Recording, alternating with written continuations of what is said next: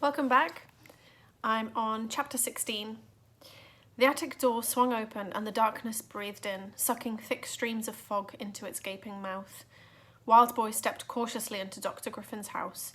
It was as dark as a pit. He was supposed to be searching for clues to hunt the killer, but he could barely see 5 yards in front of his face. He groped his way forward and felt something hard and round perched on a shelf. "Wait," Clarissa said. "I found a light." She struck the flint and steel of a tinderbox and lit a candle.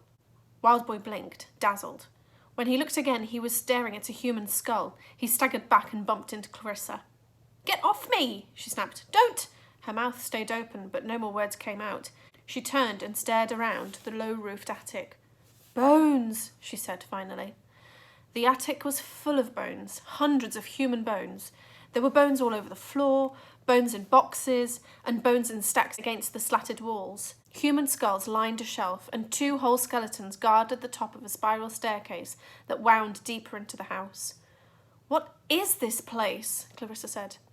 Wildboy crouched to examine several books in a pile. Titles on the spines read Encyclopedia of Anatomy and The Morbid Dissection of the Human Body.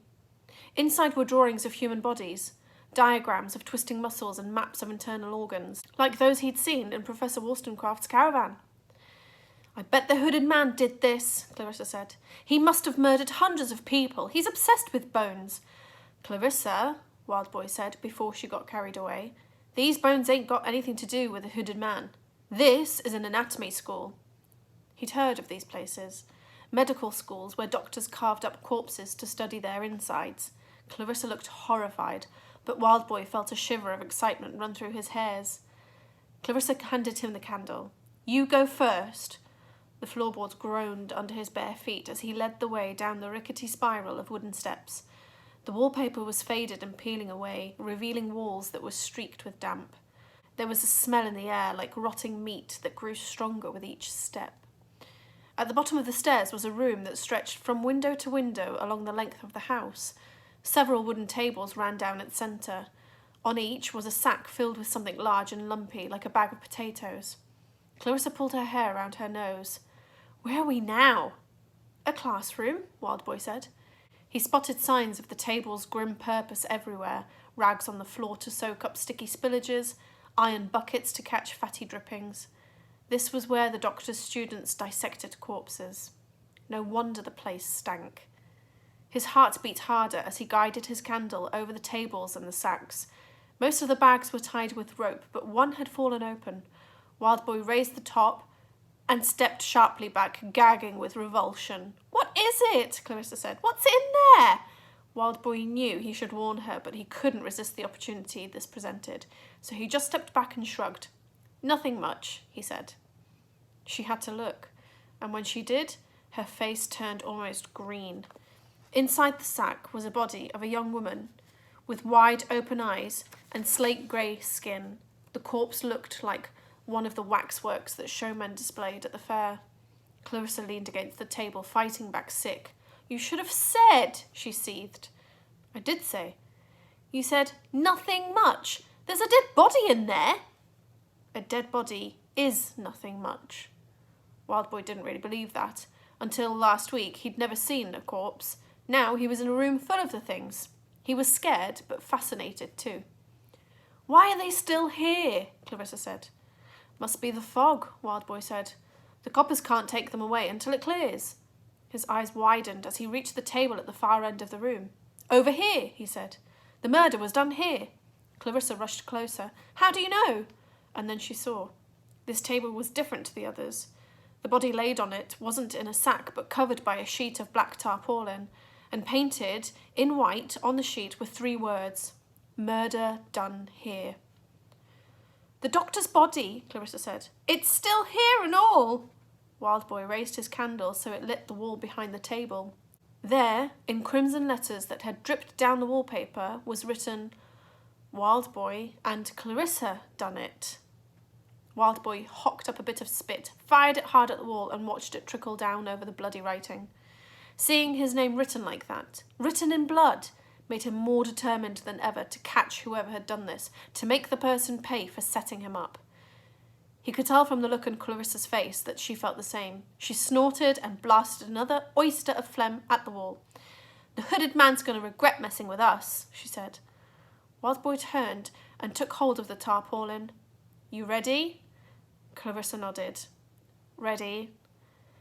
He yanked the sheet from the table, revealing the corpse of Dr. Charles Ignatius Griffin. They both recoiled, revolted by what they saw. The bloated body of a young man with bushy black side whiskers.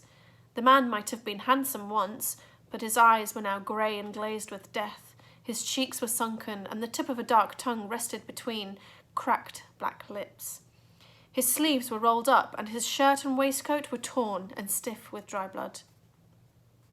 "It's him," Clarissa said.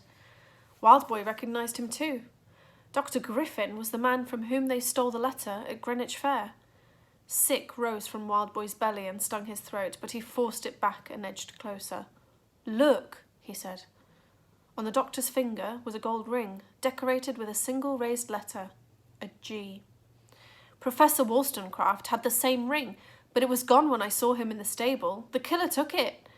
Setting his candle down, he pulled the ring from the corpse's rigid finger and slipped it into his pocket. "You're stealing it," Clarissa said. "I ain't stealing it, it's a clue." "Oh, anyway, how did the killer get in here if all the windows and doors are locked from inside? It doesn't make sense." "I know. So why are you grinning like that?" Wildboy turned, hiding the smile that had spread across his face. Clarissa was right. This crime didn't make sense, and that thrilled him. This was the puzzle he'd come here to solve. Almost immediately, his eyes were drawn to clues around the table. Clarissa kept talking, but he didn't hear. His senses were now totally focused on the crime scene. He stepped back and studied the bloodstains on the floor. Then he crouched and picked up an empty sack beside the table. He turned it over, his grin spreading even wider. "Ha," he said. "What? What do you see?" He rushed to the other side of the table and inspected a cabinet of surgical instruments, long curving knives and miniature hacksaws. He prodded one of the knives and then did the same to those in the other cabinets along the classroom. His excitement mounted as more clues emerged in the candlelight. He already had a good idea of what had happened here, but a few pieces of the puzzle still didn't fit together.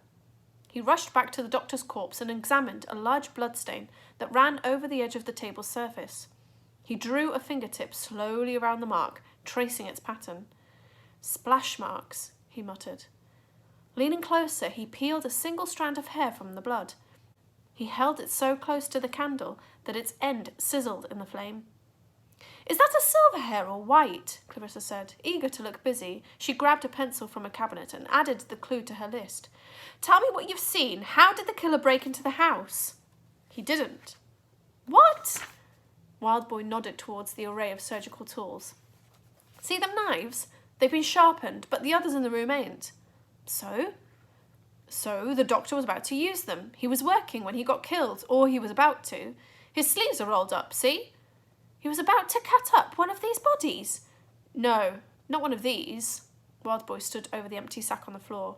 In a way, he wished he was wrong about this. In a bigger way, he was exhilarated that he was right. This bag had a body inside. The doctor lifted it onto the table. There were threads from the sack on his hand and on the table, see? "So what happened to the body?" "Exactly," Wildboy said.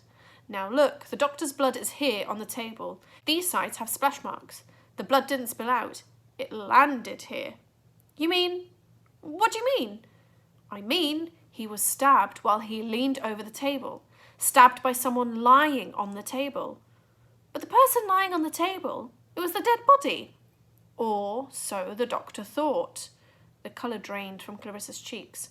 "No," she whispered. "The killer never broke in. He was brought in. He must have watched this house, known how secure it was. The only people allowed inside that the doctor didn't know were these corpses. So the killer disguised himself as a dead body, naked in the sack. He waited until the doctor lifted the sack onto the table, and just as Dr. Griffin opened it, the killer grabbed his knife and struck." "But what sort of person would do that?" What sort of person could do that, Wildboy wondered. The resolve, the determination. How long had the killer waited in that sack? How patient and still? He looked up from the table. Clarissa was staring at him. "What?" he said. "You're grinning again." No, I ain't." All right, Clarissa said. So now we know how it was done, but the students who found the doctor forced their way in as soon as they heard him scream. So the killer was still in this house. Where did he go? Wildboy paced around the table, searching for another clue he'd spotted among the bloodstains. The doctor's blood was everywhere, dried and splattered about the floor and glistening in the grooves between the boards. Crouching low, he circled one of the stains with his finger. The dark drip tapered away from the murder scene, towards the stairs at the end of the classroom. Answer me, Clarissa demanded. Where did he go? The doors were all locked, remember? That way, Wildboy said. The killer went downstairs. But why? Wildboy felt that tinge again in his hair. He looked up and his emerald eyes twinkled in the candlelight. I don't know, he said, but we're about to find out.